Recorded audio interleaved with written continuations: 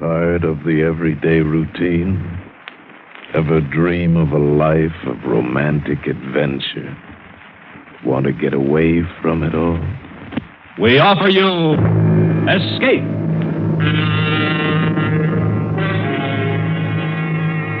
Escape, designed to free you from the four walls of today for a half hour of high adventure.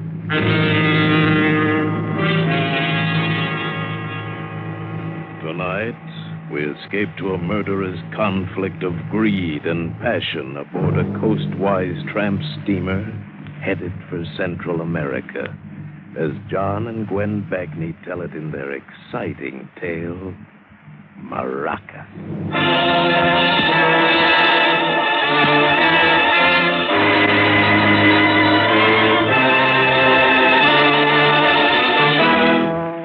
I am standing in the little patio of a cantina near Maracas. The air is heavy with the scent of tropical vines, tequila, and gunpowder. There's broken glass everywhere, and the most appalling silence. Captain Kelso is standing here with me. So is Estelle. And General Topaz and his men, their swarthy faces serious, completely erasing their earlier gaiety. The party is over. We're all waiting for General Topaz to give the order. And then... But maybe I'd better start at the beginning.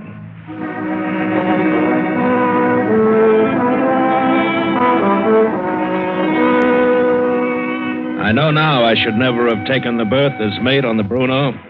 She's a coastwise tramp out of San Diego, but at the time I figured working under that loudmouth, sadistic, slave-driving Kelso was better than the seaman's mission. They were carrying a cargo for Santa Gardo and 2 passengers. From the beginning, the voyage spelled trouble. For one thing, we weren't long out of Dago when we ran into the blow. I wasn't too concerned about it, but I went to notify the old man purely as a matter of routine. I found him sprawled across his bunk, his mouth open, snoring. There were a couple of empties on the floor and another in the basin. Captain Kelso. Hey, Skipper. Hey, Skipper. Storm, we're running into weather. So, something wrong? No, sir, I just thought you'd like to know. Good. Now I know. Get back to the bridge. But suppose I have to change course, sir. Haven't you been in a blow before? Maybe I should have checked your papers before I signed you on. You are a sailor, aren't you? Yes, sir. I've been to sea a couple of times. Well, get out of here and quit beefing it. And don't bother me again. I got a headache. You should have. What's that, Mr. Doyle? Nothing, sir. Nothing.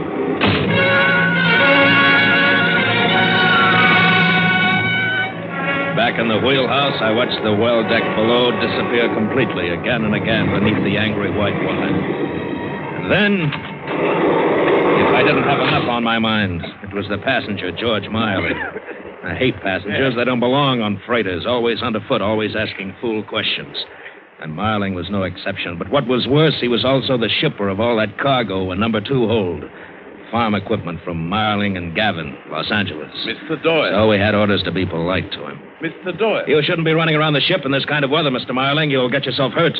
I want to see the captain. He's not here, sir. Well, where is he? He's in his quarters asleep, sir. Asleep in a storm like this?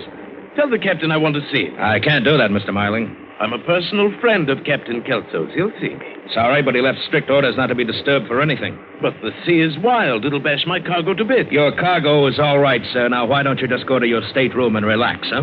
Young man, when I want to discuss my business with a mate, I'll call you. When I want to talk to the captain, I mean exactly that. Now get him. If he's asleep, wake him. Wake him nuts. I'd rather kick a cobra out of his bed. Go wake him yourself. I will. And I shall also report you for your insolence. Yeah, do that.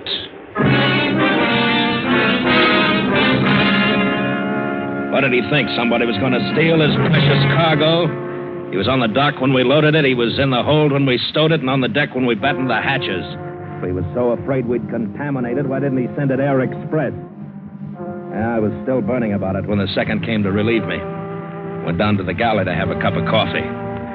Yanked the spigot of the coffee urn so hard that hot coffee splashed in and out of the cup and all over my pants. Oh! I spun around so mad I saw red. Yeah, I saw red, all right. a shining red page boy bob, and underneath it a marking face, and about 110 well-distributed pounds. There were only 2 passengers on board, so that made her Mrs. Miling. May I have a cup of that? What? Coffee. Oh, yeah, sure. Do I surprise you that much? No. As a matter of fact, I just thought that... Yes, I know. Everybody thinks that. If they meet George first. And if they meet you first? Then I warn them about George. Oh? Was he very unpleasant? Well, he got a rise out of me, if that's what you mean. Yes, he does that to people. What did he want you to do? Stop the storm? You know him better than I do. I don't think you like me. I'm sorry. I've got something else on my mind. Oh, don't be so serious. I was only kidding you. So? So? It's going to be a long trip? Excuse me, Mrs. Miling. I've got to get back to the bridge. Everybody calls me Estelle. What do they call you? They call me Doyle, Mr. Doyle. Excuse me. Oh, Mr. Doyle. Yes. I hope I haven't rushed you.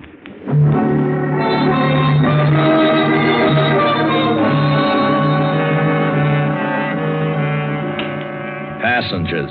You see what I mean? They get in your hair one way or another. Only one day out, and already she was bored. Already she was looking for a way to pass the time and somebody to pass it with. Well, you can ignore the passengers, but the cargo, that's the lifeblood of shipping. So as soon as the storm quieted down, I went below to make sure it was all well secured. Number 3 hold filled with canned goods was okay. So was number 4, which carried a cargo of radios. Then I went into number 2 to see how Miling's farm implements were faring. And immediately I was glad I had. One end of a crate had jarred loose, and wouldn't do for Miling to find that. I brought my flashlight closer to check for possible damage, and that's when I saw them. Highly polished stocks of a half-dozen rifles. Farm equipment, huh? I ripped open a few more crates. Yeah, they were all the same. Rifles. No wonder George Miling was so concerned with his cargo.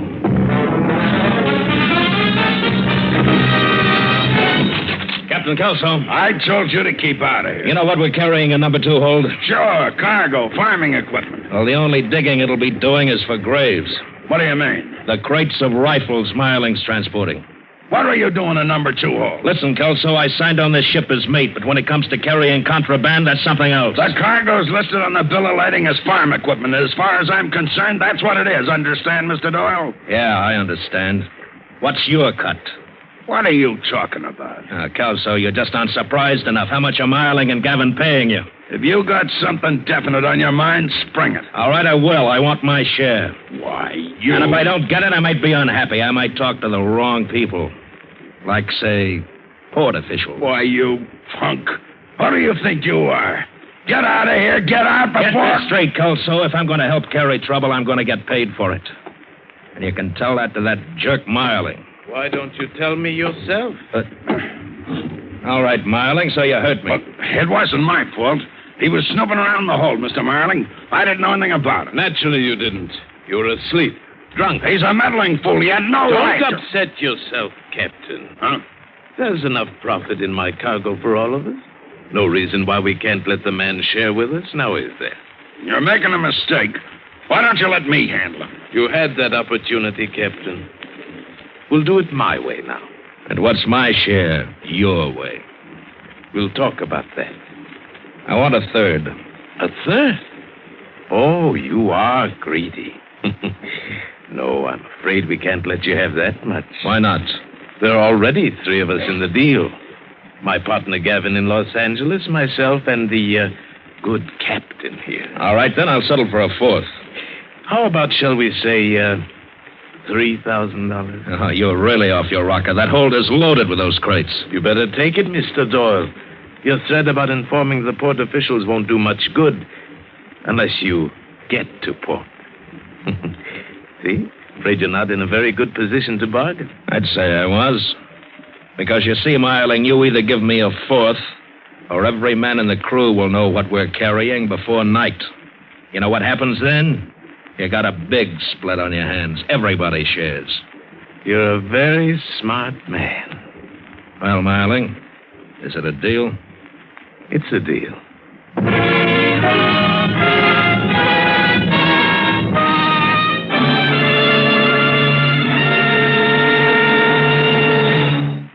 In just a moment, we will return you to Escape. There's a fellow who makes a nice little thing singing popular songs, a fellow named Crosby, Bing Crosby. Then comes another fellow named Frank Fay and begins to analyze the words to the songs this man Crosby has been singing. Is it justice? Well, who knows? But it's one of the funniest sessions on the air, if you heard their broadcast last month. Frank Fay will pay Bing another visit tomorrow night on Bing's regular Wednesday night CBS show. Bing Crosby, Groucho Marx, Burns and Allen, Dr. Christian. They're all Wednesday night stars on most of these same CBS stations. And now we return you to Escape and the second act of Maracas.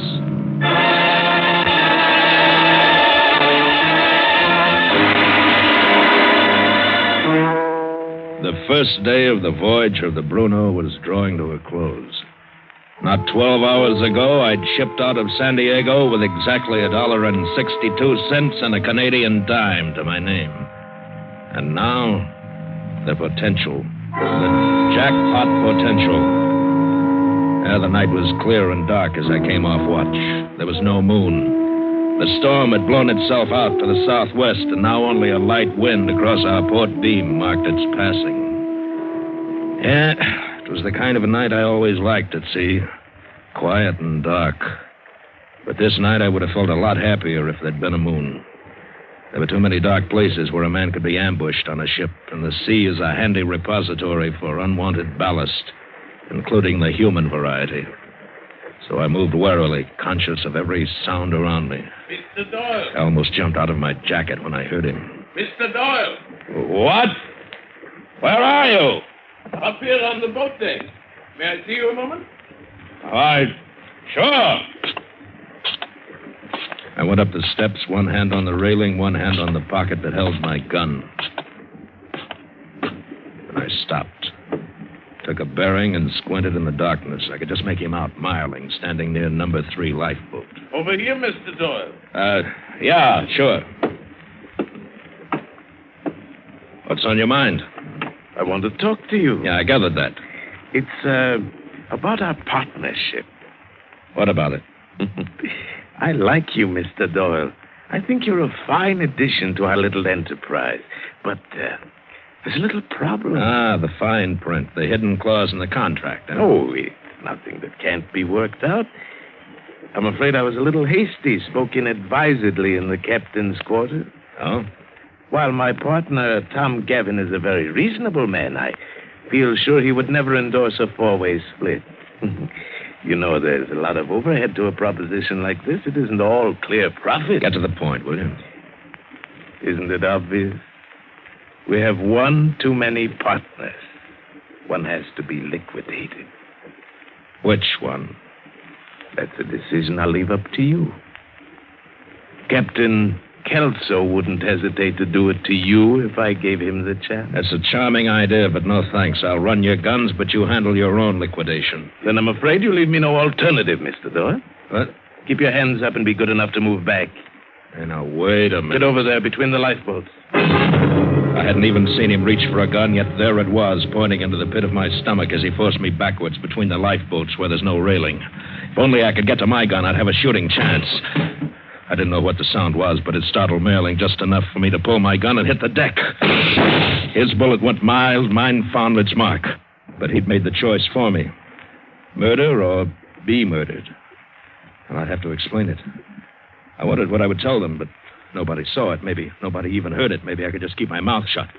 Maybe the wind had carried the sound away. I moved quickly across the boat deck and stumbled over a davit crank handle. This must have been the cause of the sound that startled Marling. This was the thing that had saved my life. I stooped down to pick it up and became conscious of something else. A foot. A foot in a spiked-heeled sandal. Mrs. Marling. She stared at me without expression. I didn't know how long she'd stood there in the shadow of the ventilator. I tried to bumble out some kind of an explanation of how it had happened, how it wasn't my fault. I didn't know how much she'd seen, but I stopped abruptly when I heard him coming up the ladder, bellowing like a bull. Who's up there? What's that shooting about, huh? Oh, it's you, Doyle. What are you...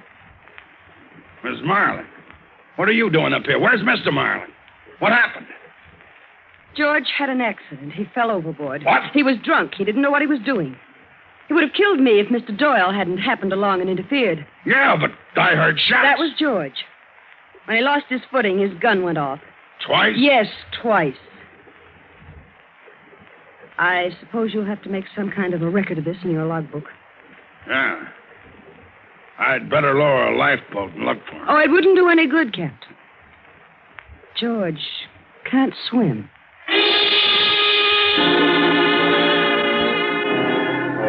I watched Kelso walk away. I knew he didn't believe any of it. The minute he was out of earshot, I turned to her. What did you lie for? Why didn't you tell the truth the way it happened? What do you care? You're in the clear. I don't like the way you did it. Well, it's done, so forget it. You ought to be grateful to me. What for? I saved your life. How do you think that thing got on the deck, that handle? You mean that That's right, I threw it. George would have killed you if I hadn't. Hey, wait a minute. That means that you wanted him dead. Earlier tonight in the galley, I thought you were just passing the time with me. I thought that You thought what? Let's just say I did you a favor and you did me a favor. Now we're even.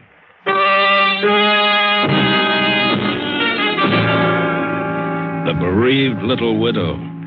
She made that sea scum Kelso look like a choir boy. I don't know what she had in her vicious mind, but it wouldn't be good. Not that it made any difference to me. I had only one interest only, my share of the loot. Now that Marling was dead, the split should be bigger. And then I remembered. I'd done a stupid thing. I'd ripped open quite a number of those crates in my hurried inspection of the cargo, and I hadn't crated them up again. Those shiny rifle butts were visible. We couldn't risk port officials seeing them. I hurried into number 2 hold and was busy nailing up the cases when Kelso came down. Counting your chickens? Just protecting my investment. You've gotten around an awful lot tonight, Doyle. I'm an active partner. Yeah? Well, if you want to stay that way, you'll take orders from me. Marling's gone. It's every man for himself now. I don't like you, Doyle. That's mutual.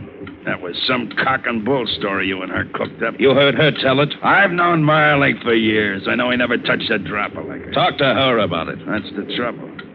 I can't prove a thing. But you watch your step, Doyle.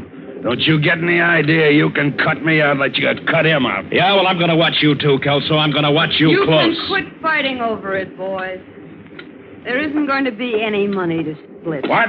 The cargo's already been paid for. Tom Gavin collected for it in Los Angeles before this ship ever sailed. Marling told me it would be paid for at the end of the run. Marling promised George promised a lot of things.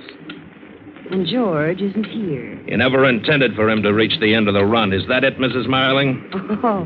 Oh, smart boy. You and Gavin had a cute little thing cooked up between you, didn't you? And I stepped in and washed your dirty linen. You haven't anything to squawk about. You're alive, aren't you? And neither have you, Captain. You'll get paid for the freight. Freight? For that measly amount, I took a chance on losing my license and my ship? Freight? I ought to... Keep away from me! All right, leave her alone. I said shut up. If she thinks she's going to get away with it... Shut up!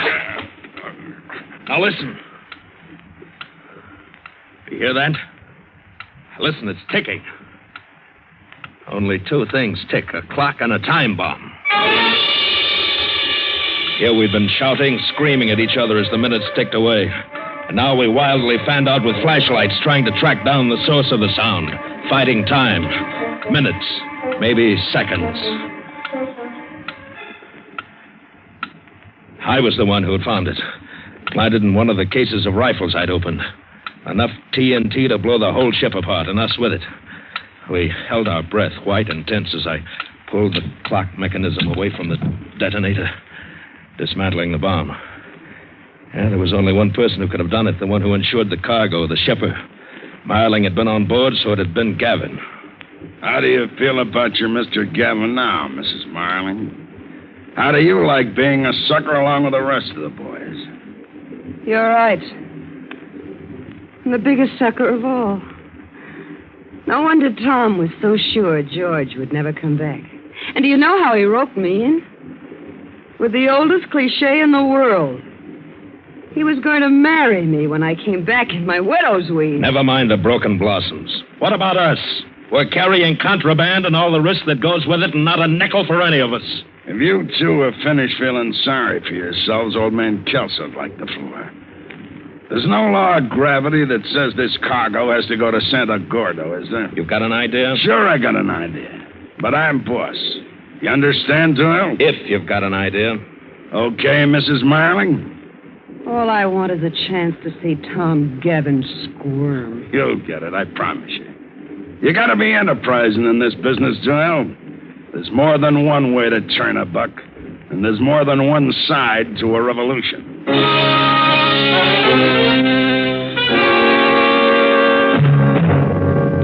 Like Kelso said, no reason why our cargo should go on to Santa Gordo.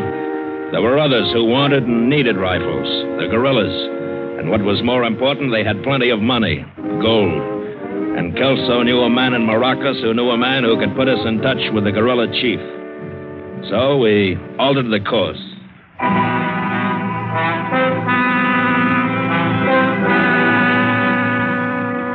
Ten days later, we steamed through the Gulf of Teresa and entered the obscure little Bay of Maracas. Estelle, we were partners now. I dropped the Mrs. Marling. Kelso and I, three ill-assorted people, went ashore to make the rendezvous. We walked up a steep, winding hill to a little cantina. And just as Kelso had promised, his friend's friend had made the contact. All we had to do was wait. It was a hot night, so we sat in the picturesque little patio. And then we heard them. First, it sounded like a roar of thunder from over the horizon. And then it took form. First a boisterous cloud, and then distinct shapes. Horsemen, a dozen or so, shooting and whooping as they galloped up. A gang of renegades, unshaven, sweat-stained, each fiercer looking than the other. All wearing crossed cartridge belts, sombreros, and sporting firearms of assorted caliber and make.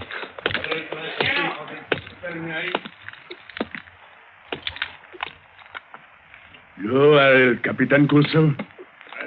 I am Topaz, El General Topaz. Well, the shipment's all ready, General. I'll have it unloaded. There is no hurry. When the time comes, my men will take it off. In the meantime, we have come a long way. The hills, they are dry. So are my men. We have drink now. But I thought maybe we'd better... Oh, you brought lovely lady. Topaz is happy. And when Topaz is happy, he must have drink. Amadeo, tequila, cerveza for the men and for my friend. Pronto, vamos a buscar una voz.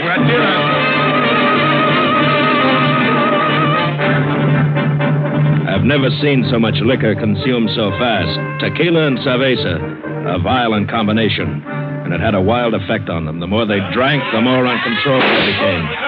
Shouting and shooting glasses and promptly at the cobblestone parapet. We began to have an uneasy feeling. We wanted to conclude our business quickly, unload the rifles, get paid, and get out. Even Kelso began to be uneasy. Look, General, fun is fun, but we can't hang around here all night. Plenty time, my friend, plenty time. More tequila. Diego, lay for us.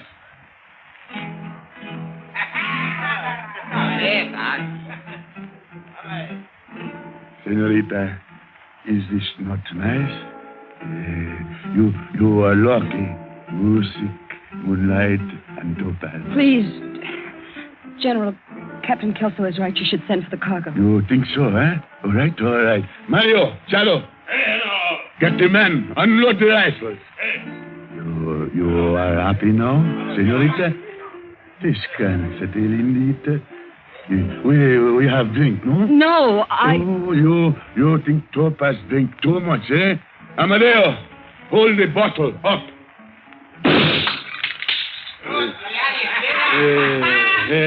I must be drunk. I hit the bottle, not the cork.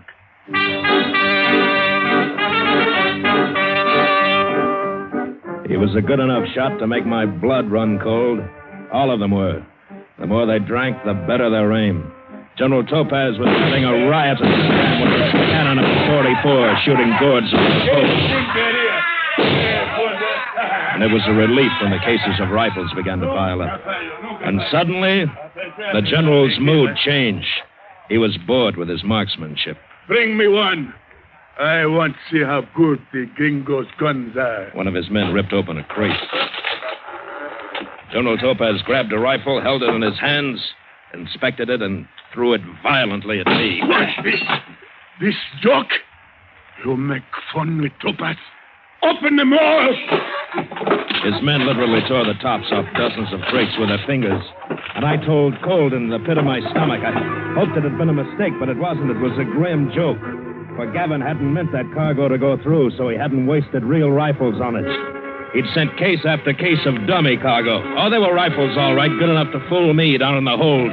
If only I'd taken one out, examined it, I might have discovered in time that they were phony guns that would never fire a shell. Cheap hot metal imitations with highly polished pine stocks.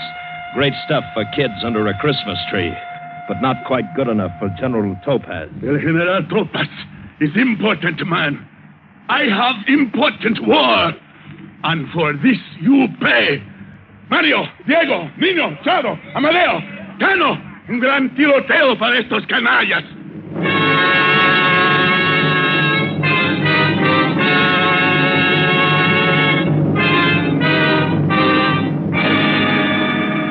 And so it's dawn. And we three, Estelle, Kelso, and I, are standing here in the patio. General Topaz and his guerrillas are drunk, but not dead drunk. Rather, deadly drunk. 10 of them. The firing squad lined up facing the 3 of us. Their guns aimed straight at us. And on their dull faces, murder. The general, with his flamboyant sense of drama, raises his gun just as the first rays of the sun streak through. Listo! He has a sense of the drama, General Topaz, but no sense of humor. Apunten! If it weren't so final, it might be funny. A double cross. Fuego!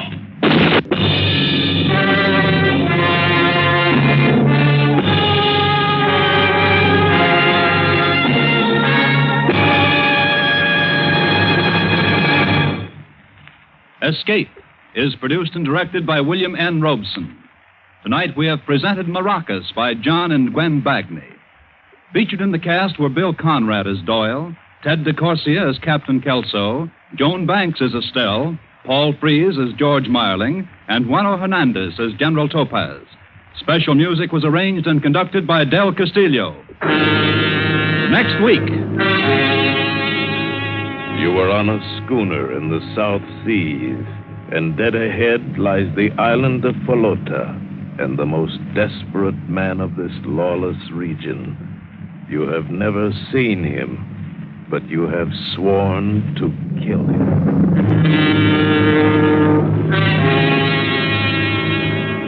Next week, we escape with an exciting tale of the strangest bargain ever made, as George F. Warts tells it in his famous story, Sunk.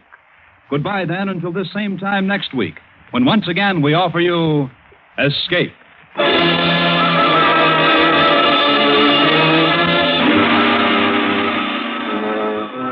Festive music for a festive holiday, 1 full hour of it. That's the treat in store for you when you tune in the Thanksgiving Day Festival over these same CBS stations. The Choraliers and the Symphonette combined talents for this great show, plus Leonid Hambro, pianist, Oscar Shumsky, violinist, Bambi Lynn, young Broadway star, and many other favorites. Remember, 5 p.m. Eastern Standard Time on Thanksgiving Day for the whole family, the Thanksgiving Day Festival over the entire CBS network.